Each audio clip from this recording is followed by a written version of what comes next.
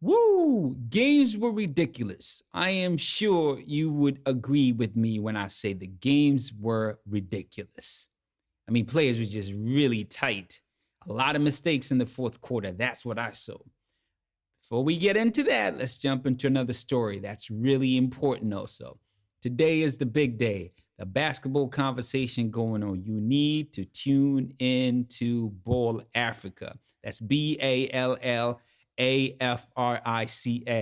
It's going to be live on Facebook, 7:30 Lagos time. Please, you don't want to miss this. You don't want to miss this at all. Okay, let's get back to the real story. All right, well, no, that's also the real story right there. Let's not get it twisted. But I mean, let's get back to talking about basketball right now. So let's get back into the playoffs. Whoa.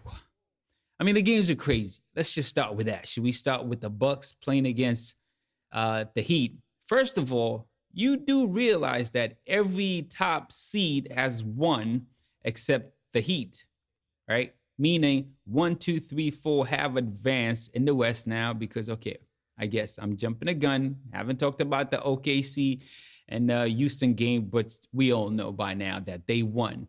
And then in the East, it's the same thing, except the Pacers and the Heat. The Heat managed to beat the Pacers. So every top seed has managed to go to the next round, except the Pacers. They went against Miami. But we all do know that Miami is different. That's a different team right there.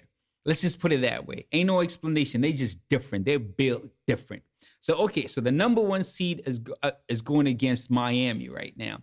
They won the first game. Jimmy Butler went off. We all know, dropped 40 points and all that.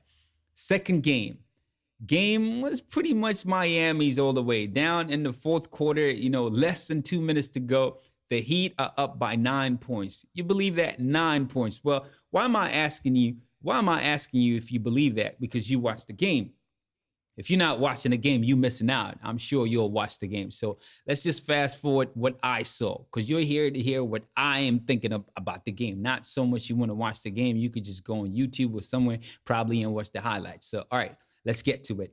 I am thinking, all right, I am looking at Giannis missing 2 crucial free throws. This is after they cut the lead and they're almost there. And then Giannis misses those 2 free throws right there. He's going to be dreaming about those 2 free throws. And then in addition to that, they still get a break. Jimmy Butler makes a mistake. Instead of calling timeout or something like that, he passes towards his own basket, and then they convert that into a bucket and cut the lead down to 2. I mean, that's just ridiculous. It's like the guys are just saying, Bucks, here you go. Here you go. Redeem yourself. Redeem yourself. This is your game. Make something out of this. And then in addition to that foul against Middleton when he was about to shoot that 3, come on. All right, come on. Seriously, that was no foul. That was no foul. But then again, you know what? They called it. So it is a foul. I can't say it wasn't a foul. It's recorded as a foul, so it was a foul. They gave it to them. So they tied the game. But, then we get another crazy foul at the very end of the game, the Jimmy Butler foul. Really? I mean, that's the way we call in games nowadays. It is a foul. I guess it is a foul. Miami got this one, but Miami, the guys were on your side, and the Bucks, we're going to lose this game regardless, man. I feel like, it kind of like evens out. It evens out. You got that crazy foul, the Middleton. I feel that was no foul at all.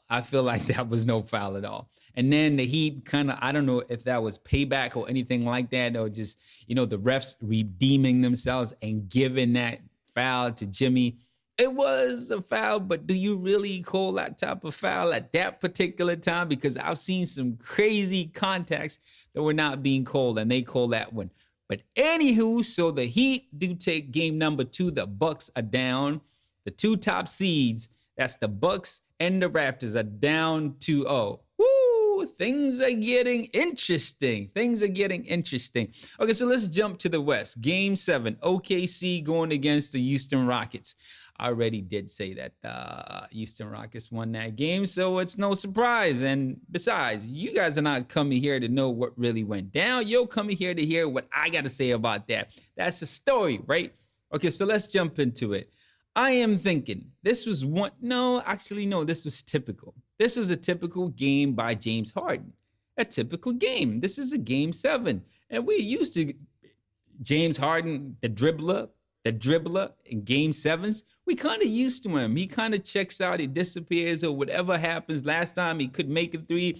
It was no different this time. His offense just disappeared. I don't know. He left it in the regular season or something like that. I don't know where it's at, but it's missing. The dribbler was just out there dribbling, jacks it up and bang. I don't even know what I'm saying here. It just doesn't make sense. It didn't make sense. I was watching that. It didn't make sense to me. But anywho, the dribbler was just dribbling and just not doing a whole lot until the very end. The very end, he had this crucial play, the block against Lou Dort. That was the play of the game, if you ask me. So the dribbler actually did something. You know what I mean? It's not what you do, it's when you do it and how you do it. So he came through, and that was the play of the game. That was the play of the series, because that play decided everything, decided the series, all right? Imagine if the rookie, undrafted, had made that 3 over Harden. His legacy. Imagine that. You know, we'll be saying something totally different right now. How are we going to be talking about Harden? Totally different right now. How we talk about the dribbler. But now we're not going to be talking about that because of that play, because of the block, right? Because of that block, everything changes right now, how we talk about him, because right now he has another chance going to play against the Lakers. That's how incredible this game is. Sometimes it's just one play that will define everything. And I'm going back to that one point that I made a long time ago. It's not about what you do throughout the game. It's when you come big. It's not about how many points you score. It's how you play. This is a team sport. So right now, I feel like James Harden came through for Houston. Hey, yo, make sure you forget to subscribe. Make sure you do that. And make sure you forget to hit that bell right there so you don't hear from me. Do whatever you want to do, man. Whatever, man.